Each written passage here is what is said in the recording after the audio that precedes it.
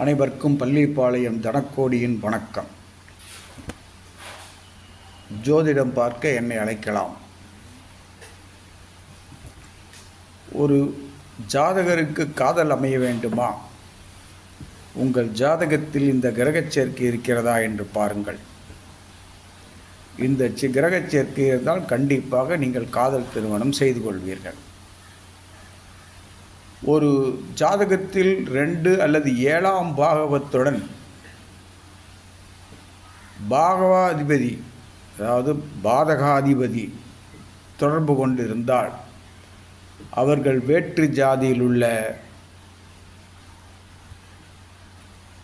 ஆணாக இருந்தால் பெண்ணையோ, பெண்ணாக இருந்தால் ஆணையோ திருமணம் செய்து கொள்வார்கள். இது கண்டிப்பாக நிகழும். ஆகவே இந்த சேர்க்கை உள்ளவர்கள் கவனமுடன் இருக்க வேண்டும். அதேபோல் ஒரு பாகவத்துள் 2 மற்றும் 7ஆம் பாகவத்துடன் ராகு, கேது, சனி போன்ற கிரகங்கள் தொடர்பு கொண்டால் கண்டிப்பாக கலப்பு திருமணம் உண்டு. ஆகவே இந்த நிலை உள்ளவர்களும் மிகவும் கவனமுடன் இருக்க வேண்டும். அதேபோல் ஜாதகத்தில் 2, 7ஆம் பாகவத்துடன் பாவ கிரகங்கள் தொடர்பு கொண்டிருந்தாலும் திருமண காலகட்டத்தில் சுக்கிரன், குரு, வளர்பிறை சந்திரன் போன்ற சுப கிரகங்களின் தசை நடைபெற்றால் இவர்கள் அறிமுகம் இல்லாத தூரத்து சொந்தத்தில் உள்ள ஒரு பெண்ணை காதலிப்பார்கள். ஆணாக இருந்தால் பெண்ணையும், பெண்ணாக இருந்தால் ஆணையும் அவர்களுக்கே சொந்தம் என்று தெரியாமல் அவர்களுடைய இனத்தில் உள்ள பெண்ணையோ ஆணையோ காதலித்து மணமுடிப்பார்கள். இதுவும் நடக்கும். அதேபோல் ஒரு ஜாதகத்தில் சுக்கிரன் 4ஆம் இடமான சுகஸ்தானத்தில் திக்பலம் பெற்றாலும் 7ஆம் இடமான கலத்திரஸ்தானத்தில் பலமாக அமர்ந்தாலும் 12ஆம் இடமான லக்னத்திற்கு 12ஆம் இடமான அயன சயன போகஸ்தானத்தில் சுக்கிரன் இருந்தாலும் இந்த சுக்கிரன் காரகத்துவங்களை, அதாவது சுக்கிர திசையில் சுகபோகமாக அனுபவிக்கக்கூடிய நிலை ஏற்படும். அதாவது இதற்கு என்ன என்றால் பல பெண்களை காதலிப்பார், ஆனால் யாரையும் திருமணம் செய்து கொள்ள மாட்டார் என்ற அர்த்தம். ஆகவே இந்த நிலை உள்ளவர்களும் சிறிது ஆன்மீகத்தில் சென்று விட்டால் இந்த நிலை மாற வாய்ப்புண்டு. பருவ வயதில், அதாவது டீனேஜ் என்று சொல்கிறோம் இல்லையா, அந்த வயதில் சுக்கிர திசை நடந்தால் இவர் பல பெண்களை காதலிப்பார்,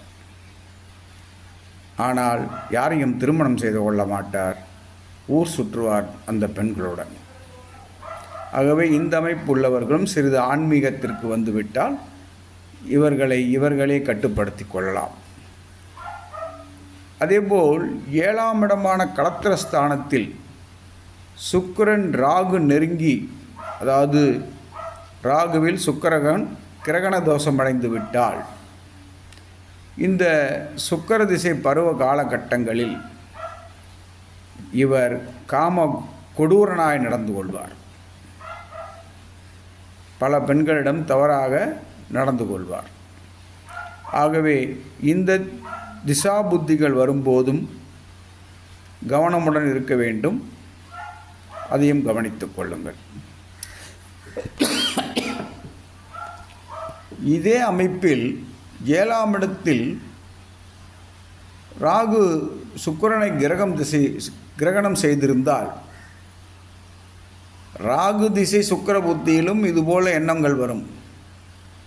முதலில் சொன்னது சுக்கிர திசை ராகு புத்தியில், அதுபோல் ராகு திசை சுக்கிர புத்தியிலும் இது போன்ற எண்ணங்கள் வரும்.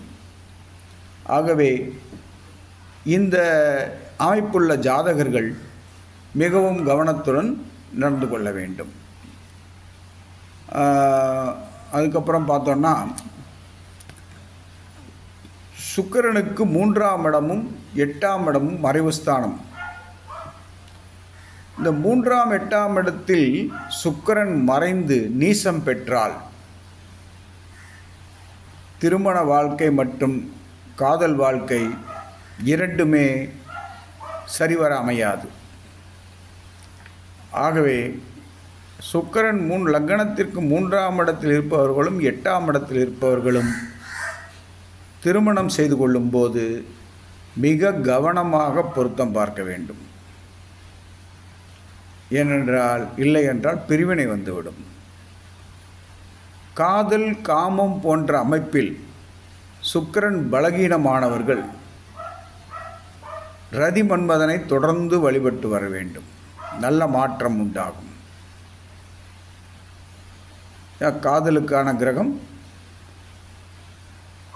காதலுக்கான அதிபதி ரதி மன்மதன்கள். ஆகவே அவரை வழிபட்டு நல்ல பலனை அடைவீர்கள் என்று கூறி விடைபெறுகிறேன். நன்றி, வணக்கம். என் பெயர் பள்ளிப்பாளையம் தனக்கோடி. Phone number 93 64 11 12 94.